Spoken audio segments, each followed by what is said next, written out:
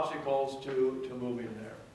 Now, my home state of Oregon, all of this stuff just happened by happenstance in California. Most people, even in California, aren't aware that it exists. Have you ever heard of LAFCOs? Nope. Nope. Most people don't even know what's going on there. Oregon is a lot more upfront. In 1973, they passed a law requiring, they created a land use board, and the board requires every city in the state to have an urban growth boundary, including Greenhorn, Oregon, which has a population of 0.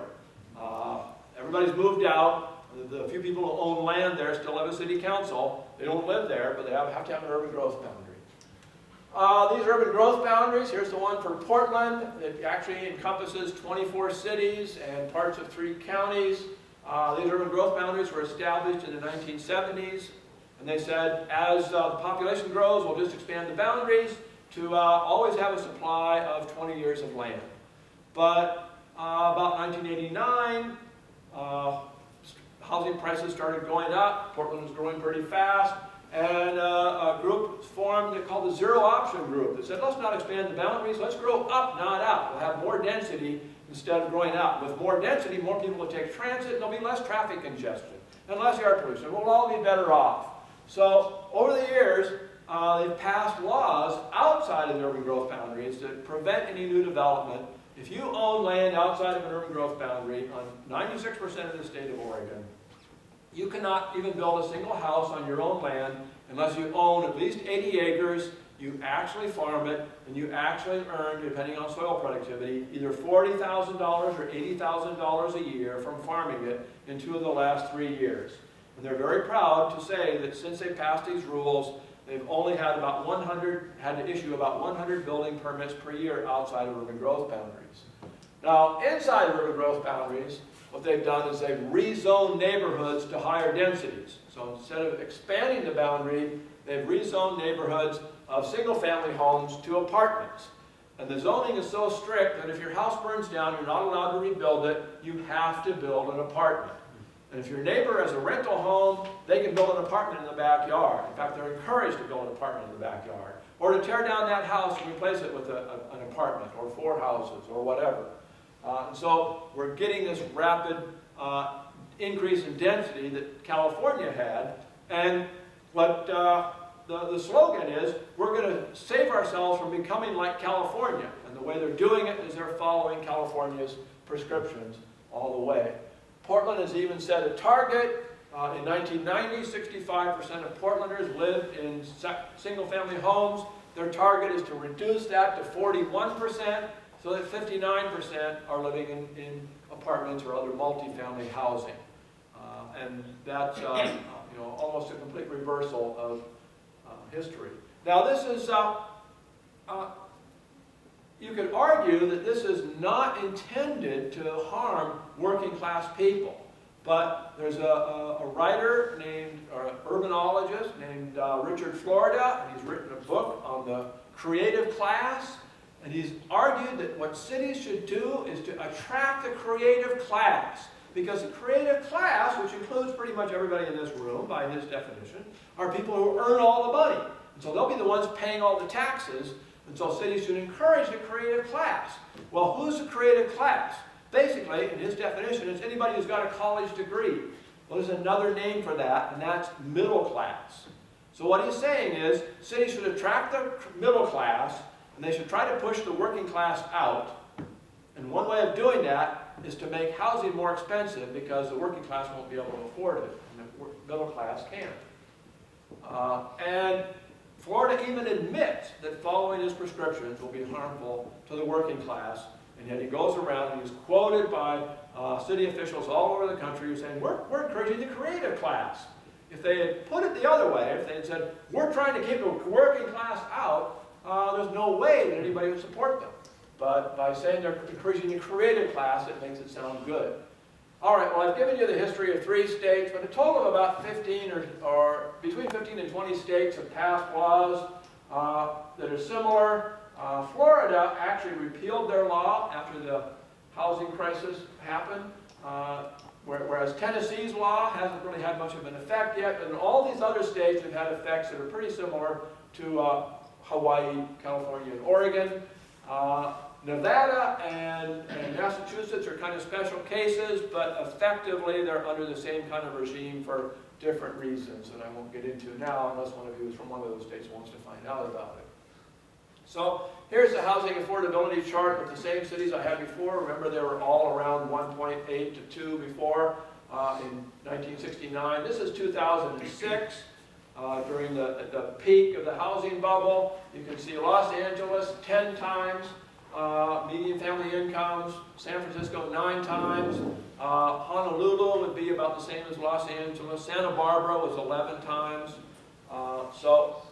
Meanwhile, Houston, Atlanta, Dallas are still going along at around 2 times, and Portland, Seattle, and the other states are mostly around 4 or 5 times.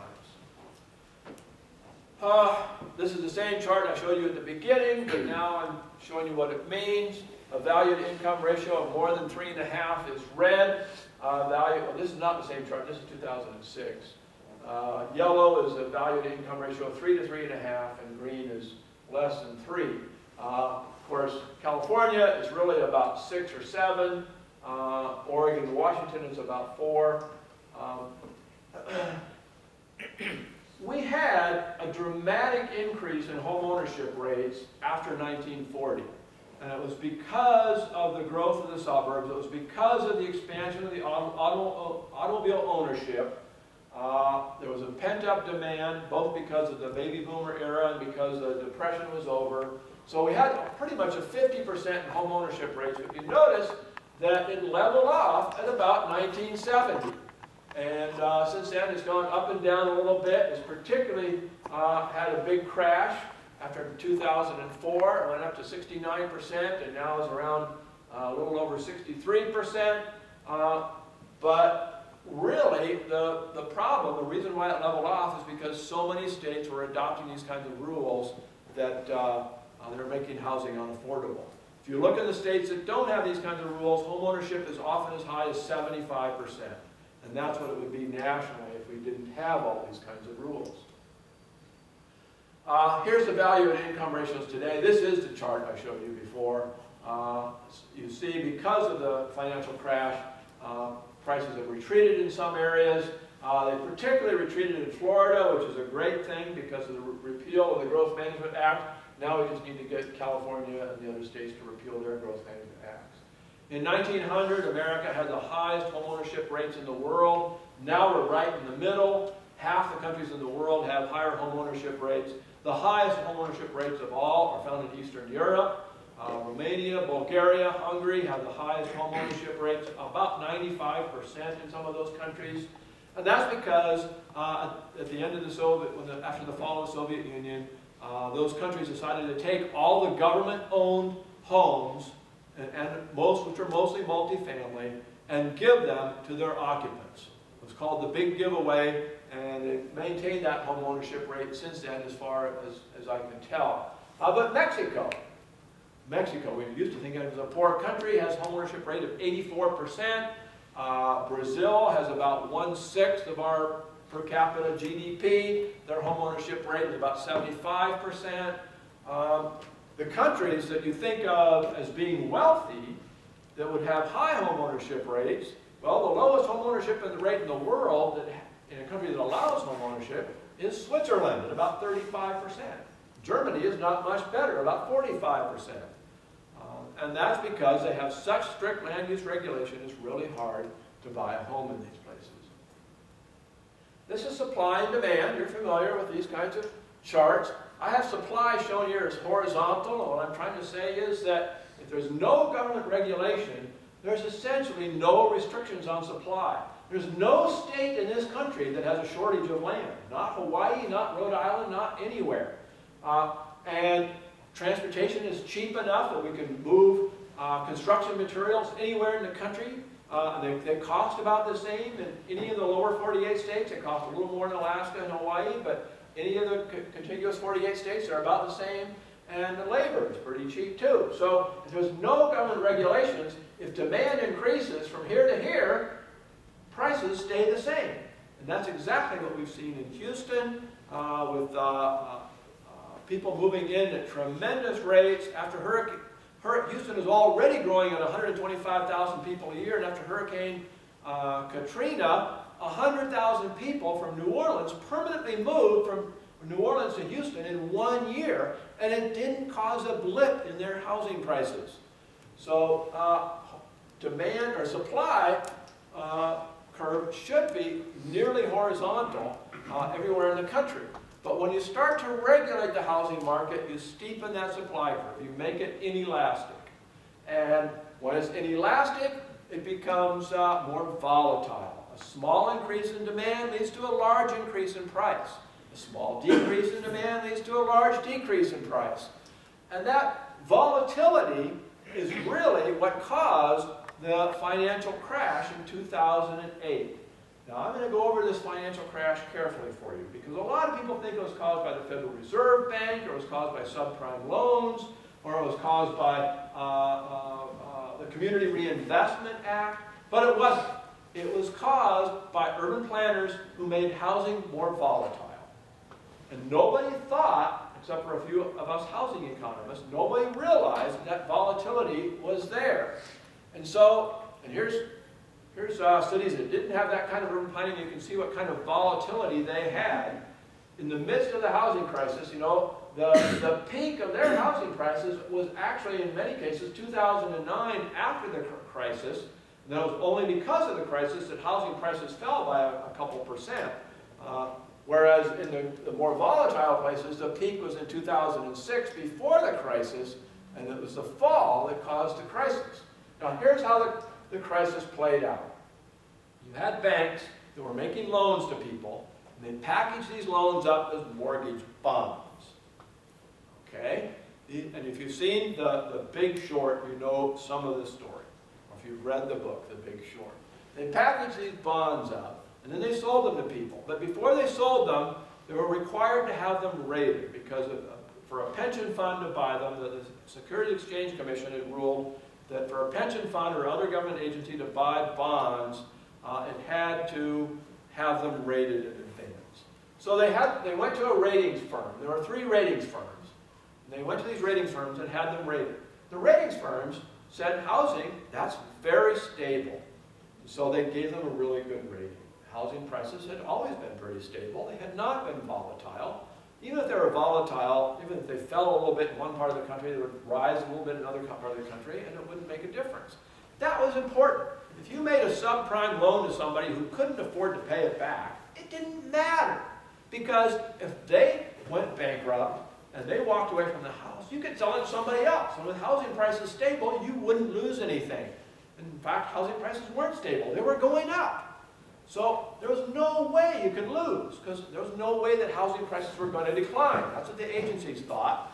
So they would give these bonds AAA ratings. Now, when your bank accepts money from you in a savings account, it loans that money out to people, but it has to keep a reserve, so that if you want your money back, it'll have some cash to give you. The reserve requirements for bonds depend on the rating of the bond. The reserve requirement for a AAA bond is low. The reserve requirement for a C bond is very high, and so on. Okay, so housing prices started to decline in about 2006, and the ratings agencies looked at it and they said, we misrated all those bonds. And they went back and they re-rated all the bonds down from, say, AAA to AA. That raised the reserve requirements. And suddenly you had all these banks that held mortgage bonds. And they literally had to come up with billions of dollars overnight to fulfill the reserve requirements for their downgraded bonds. And Bear Stearns didn't have it, and they went out of business. Lehman Brothers didn't have it. They went out of business. Citibank didn't have it. And the federal government said, we can't afford to let Citibank go out of business. So they created the TARP fund, whereas they essentially gave all the banks billions of dollars and said, pay this back when you can. And a lot of the banks said, we aren't in trouble like Citibank is, so don't give us money. And they said, well, we don't want anybody to know that Citibank is the one that's in trouble. So we're going to give everybody money, and you have to take it.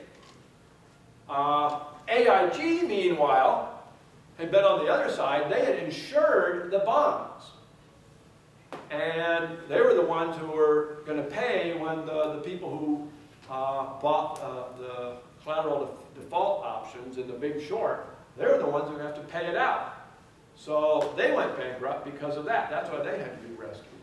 So it was the change in the reserve requirements because of the volatility that was not anticipated by the bond rating firms.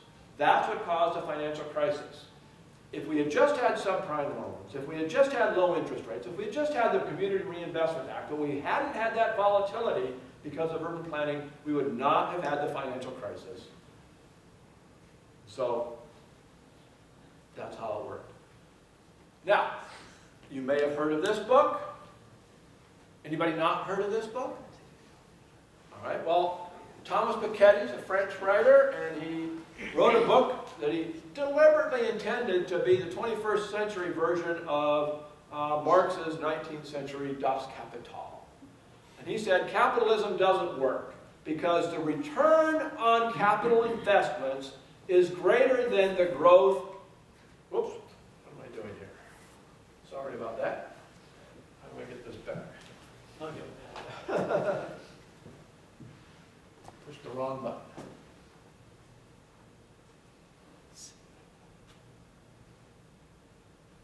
Anyway, the return on capital investments is greater than the growth of the economy as a whole. So that means the rich are going to get richer. And there's going to be growing income inequality. So we have to get rid of capitalism. Capitalism is the cause of growing income inequality. And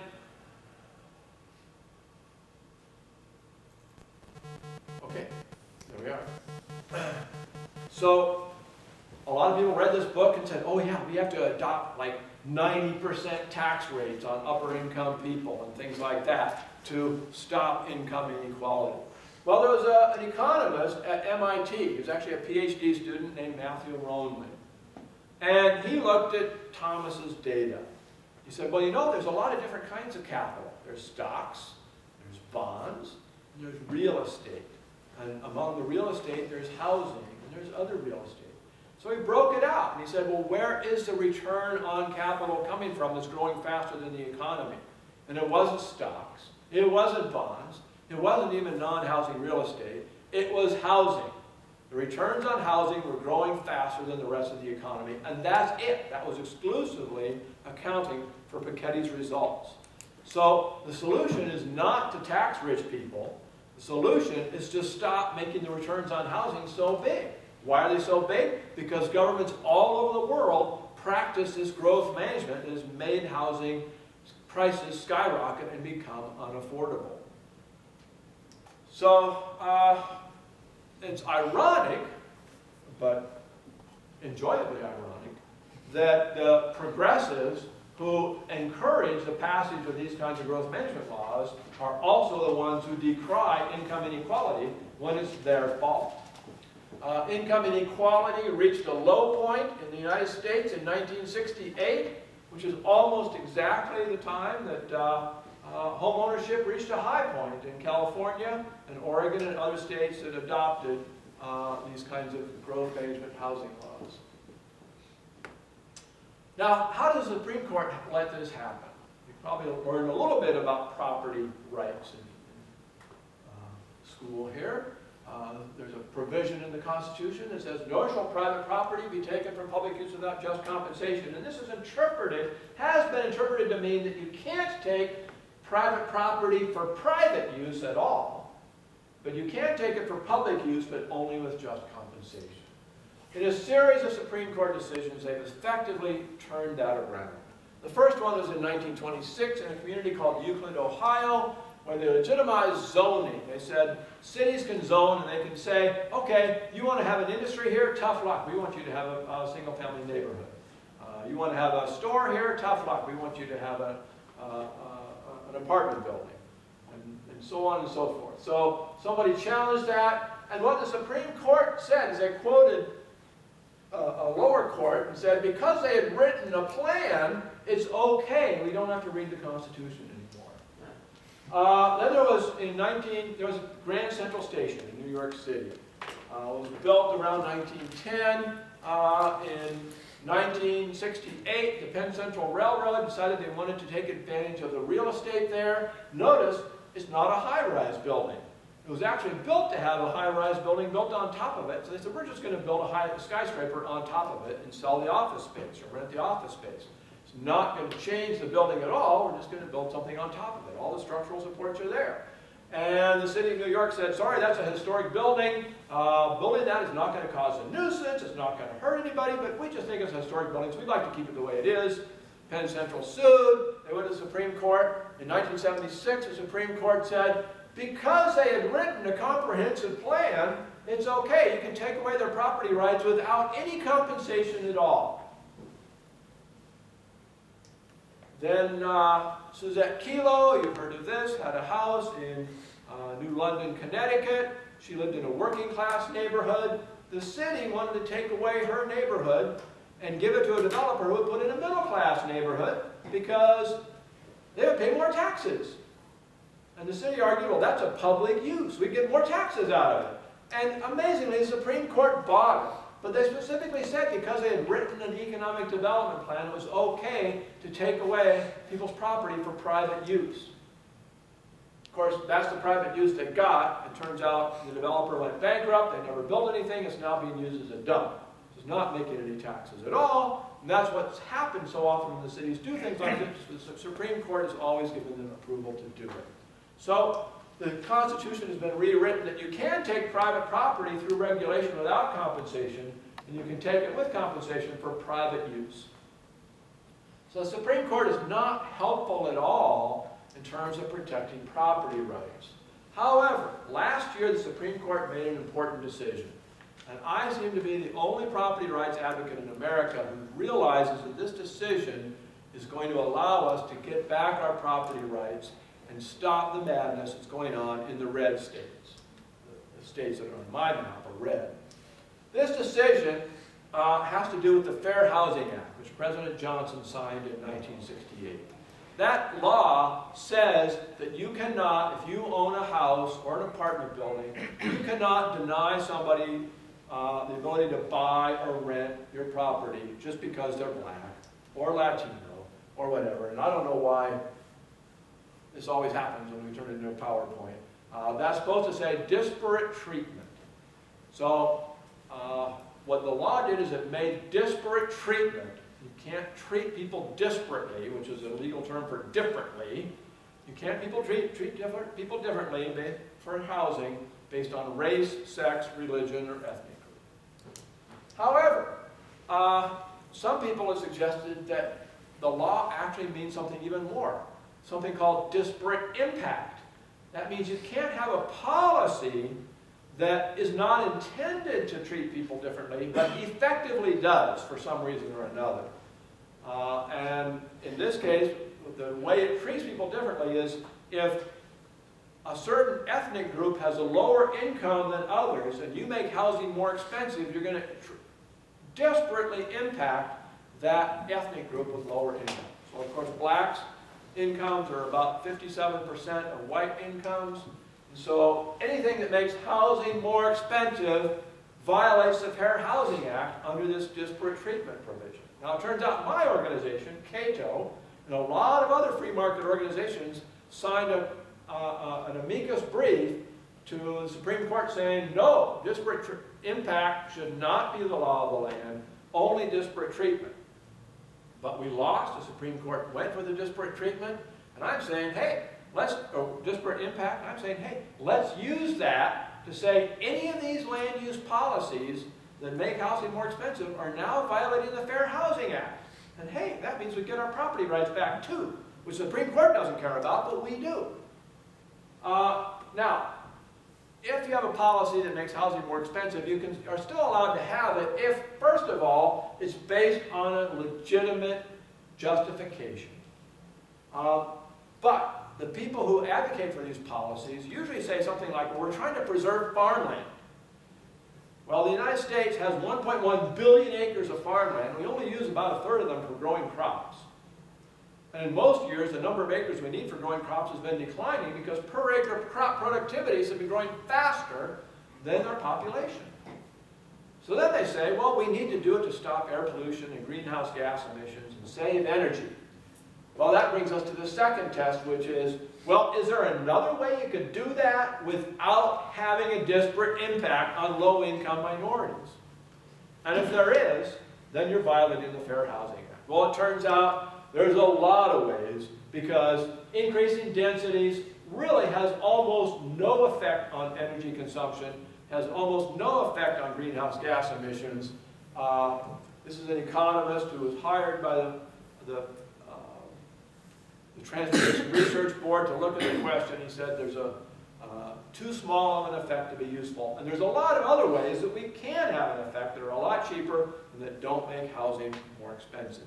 So, all these laws in Oregon, Washington, Hawaii, California, New England, and so on, violate the Fair Housing Act, and I'm going to do everything I can in the next couple of years to try to bring some cases in court and shut down these laws, which is going to essentially revolutionize the whole system of politics on the West Coast and in New England.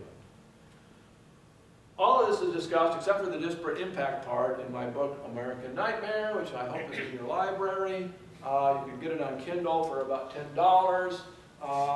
You can also download papers I've written for free from the Cato website.